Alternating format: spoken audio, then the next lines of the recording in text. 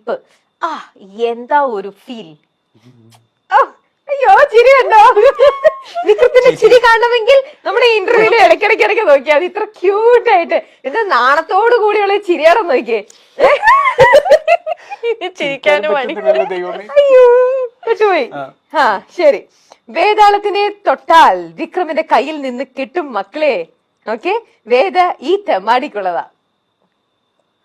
വായിച്ചിരുന്നു. അതുവരെ എത്തിയോന്ന് അറിയില്ല.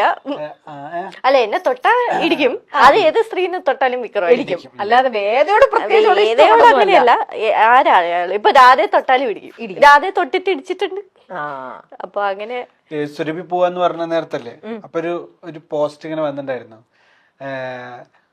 എന്താ, ഞങ്ങളുടെ വേദ ഇന്ന് വിക്രമാദിത്യന്റെ വേതാളമായിട്ട് ഉണ്ടാവും എന്ന് പറഞ്ഞിട്ടൊരു പോസ്റ്റ് ഒക്കെ ഇട്ടിട്ടുണ്ടായിരുന്നു. വിക്രമാദിത്യം വേതാളം എന്നുള്ള സാധനം ആളുകൾക്ക് ഭയങ്കര ഉള്ളിലങ്ങ് പതിഞ്ഞിരിക്കും അല്ലേ. ഇനി ശിവാഞ്ജലിക്ക് ശേഷമുള്ള ഏഷ്യാനെറ്റിലെ അടിപൊളി കോംബോ, അതും കൊറേ പേര് അങ്ങനെ പറയാറുണ്ട്. ഉണ്ട് അല്ലേ? സാന്ത്വനത്തിലെ അല്ലേ അല്ലേ? ഓക്കെ. കാന്താരി എന്താണ്? കലിപ്പനും കാന്താരി ആണോ? കാന്താരിയും അങ്ങനെയാ പറയുന്നത്. ഓക്കെ. എക്സ്പ്രഷൻ ക്വീൻ വേദ ആണോ? കേട്ടിട്ടില്ലേ? ഉറപ്പായിട്ടും ഭയങ്കര എക്സ്പ്രഷൻസ് ആണ്. അല്ലെങ്കിൽ ഞാൻ എക്സ്പ്രഷൻ ആണ്. ഞാൻ ജനറലി ആണോ? ജനറലി സംസാരിക്കുമ്പോഴും കൈയും കാലും ഒക്കെ ഇങ്ങനെ അങ്ങനെ സംസാരിക്കാറുള്ളത്. സീരിയലിൽ വന്നപ്പോഴും അങ്ങനെ തന്നെ, മൊത്തത്തിൽ എക്സ്പ്രഷൻസ് ആണ്. പാവം പ്രണവ് ആലോചിച്ച് നോക്കിയേ. എന്റെ എക്സ്പ്രഷൻ ആണ്. അതിനപ്പുറമാണ്. ഫുൾ കൈയും കാലും ഇട്ടിട്ടാണ്. ഞാൻ എപ്പോഴും എന്റെ ഫ്രണ്ട്സ് ഒക്കെ പണ്ട് പറയായിരുന്നു, എന്നെ പരിചയപ്പെട്ടൊന്ന് സെറ്റ് ആവുന്നവരെ എല്ലാവർക്കും ഒന്ന് ഈ കുട്ടി കുറച്ച് ഓവറല്ലേ ചിന്തിക്കാറുണ്ട് ആൾക്കാര്. പക്ഷെ പിന്നെ അവർക്ക് മനസ്സിലായി ഇതാണ് സ്വഭാവം. അത് കഴിഞ്ഞ് ഞാൻ എന്ത് ചെയ്താലും അറിയാം. ഇപ്പൊ ഞാൻ എന്റെ ഫ്രണ്ട്സിന്റെ കൂടെയൊക്കെ ഇരിക്കുമ്പോ ഞാൻ ഇപ്പൊ ശബ്ദം മാറ്റി സംസാരിച്ചാലും അവർക്കൊരു മാറ്റവും കാണില്ല. അവരിങ്ങനെ അവളെന്തോ വട്ട് ചെയ്യണു, ആ ഒരു ഇതാണ്.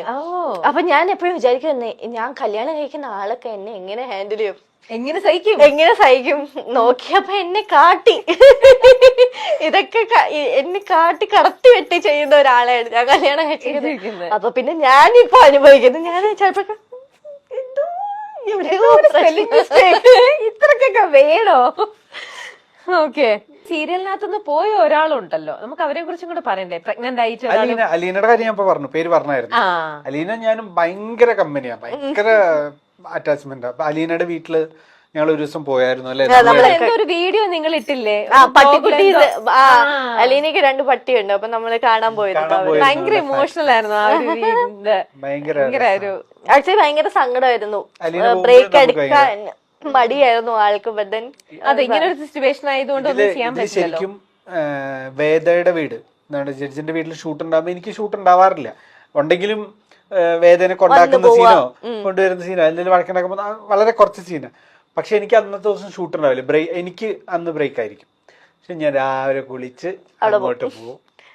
എന്നിട്ട് രാവിലെ തൊട്ട് വൈകിട്ട് വരെ അവിടെ ഇരുന്ന് അവരുടെ കൂടെ വർത്താനം പറ. അതുകൊണ്ട് ഭയങ്കര കമ്പനിയാണ്.